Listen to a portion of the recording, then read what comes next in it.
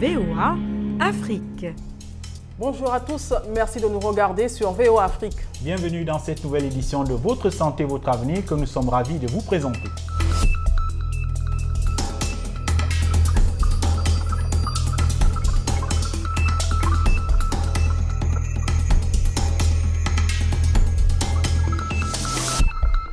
Une édition qui est consacrée à l'assurance maladie des personnes vivant avec le VIH-Sida dans le monde professionnel.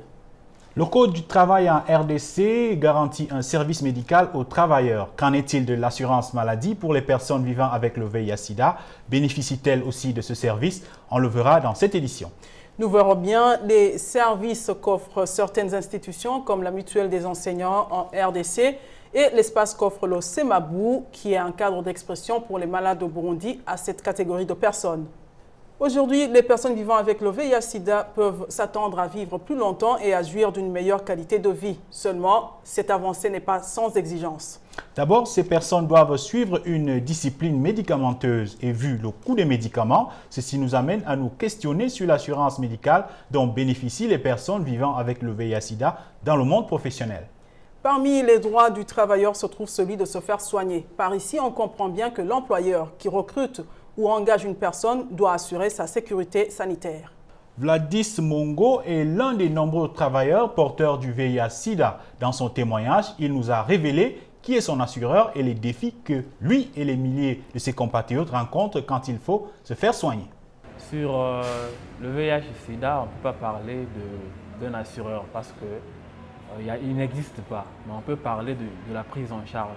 La prise en charge est faite par des partenaires dont je peux citer Médecins sans frontières Belgique, ICAP+, Médecins du Monde, ainsi de suite. S'il n'y avait pas cette assurance-là, aujourd'hui, je ne pourrais pas être tel que vous me voyez. Je suis bien portant, c'est parce que je prends mes ARV et si je fais une infection opportuniste, le partenaire qui me prend en charge met à ma disposition des médicaments appropriés de manière que je puisse avoir une santé comme il se doit.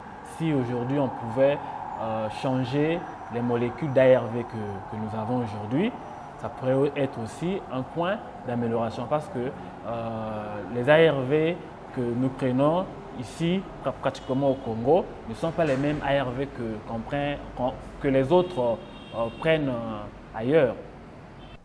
C'est dommage que de nos jours, certains travailleurs, et en particulier ceux qui sont porteurs du VIH-Sida, connaissent encore des difficultés pour se faire soigner.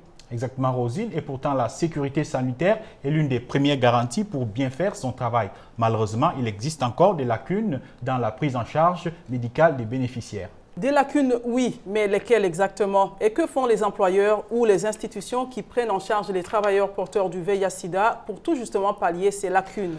Les éclaircissements, nous les avons trouvés auprès de la Mutuelle des enseignants à Kinshasa, en RDC, avec Alex Kati Kataï. À nos bénéficiaires, nous offrons une gamme très variée dans le domaine de la prise en charge médicale. Initialement, nous couvrions toutes les pathologies, mais avec les difficultés financières qui sont les nôtres depuis le mois de janvier-février, nous avons pu préciser le paquet de soins. On a réduit certaines pathologies très coûteuses, notamment les soins liés aux os, les soins liés par exemple au décolletement de la rétine. Il y a certaines pathologies qui sont très coûteuses que nous avons pu sortir de notre liste. Nous sommes en pourparlers parce que ce sont nos affiliés. Quand ils sont orientés vers les organismes qui prennent en charge les personnes vivant avec le VIH, nous avons des médecins conseils qui sont en contact avec eux, qui assurent le suivi. Vous savez, la personne qui a ce virus-là peut suivre la thérapie ou le traitement approprié, mais des maladies parasitaires ne manquent pas toujours. Et nous sommes là pour venir à son chevet quand il le faut. Donc nous sommes régulièrement en contact avec eux partout où ils sont orientés. D'autres organisations non étatiques s'attellent à répondre à ce besoin de la prise en charge médicale des malades en général et des personnes vivant avec le VIH-Sida en particulier. L'une d'entre elles est le Semabou, cadre d'expression pour les malades au Burundi. Selon le président de cette organisation, des efforts doivent être fournis pour améliorer le système de l'assurance maladie aux travailleurs vivant avec le VIH-Sida. C'est une organisation qui a été créée pour suppléer ou compléter les efforts du gouvernement et d'autres organisations non étatiques qui œuvrent en matière de santé. Il y a une population, c'est au Burundi la plus démunie. Vous savez vous-même que nous vivons dans un pays pauvre qui est classé parmi les premiers pays pauvres du monde. La population burundaise n'est pas à mesure toute de se payer les frais de santé dans les cabinets privés. Étant dans un pays du tiers-monde, étant un pays pauvre, je dirais que les contraintes sont multiples. Ici, on tira à titre d'exemple le manque de moyens, le non-libre accès aux assurances. Le SEMABU envisage de faire des campagnes de sensibilisation parce que dans ces jours, vous allez constater que le VIH-Sida est une maladie qui ne se parle plus dans notre pays. On dira qu'il n'y a plus de gens qui souffrent du sida, mais je vous dirais qu'ils sont nombreux. À présent, la question de la semaine, elle nous vient de Joseph Bokwala qui nous suit dans Bandaka en RDC. Il veut savoir pourquoi on ne parvient pas à trouver une solution pour le VIH-Sida. Le docteur Armand Genkap va lui répondre. L'extrême diversité génétique du VIH qui mute en permanence et qui échappe de ce fait aux attaques de notre système de défense immunitaire est une explication. L'autre explication relève du fait que le virus du sida s'attaque directement aux cellules de notre système de défense et perturbe ce système de défense immunitaire de notre organisme. Voilà un peu les deux explications que je peux donner qui expliquent la difficulté de la mise en place d'un vaccin contre le sida. Toutefois, sur le plan thérapeutique, il y a eu des avancées majeures, avec notamment les antirétroviraux qui sont plus efficaces et mieux tolérés. Avec les antirétroviraux, on bloque la multiplication du virus. Le virus n'arrive plus à se multiplier dans l'organisme. Il n'est plus de ce fait transmis à un tiers. Et deuxièmement, le fait d'avoir cette multiplication virale qui est bloquée fait que les individus qui sont infectés par le VIH ne développent plus le sida sous sa forme maladie. Et ça, c'est des avancées thérapeutiques assez importantes qui ont été obtenues ces derniers temps. Nous disons merci au docteur Armand Genkap pour sa réponse. On est presque à la fin de notre émission, mais avant de vous dire au revoir, nous vous avons tendu le micro pour savoir ce que vous pensez quand vous avez vos médicaments à la maison.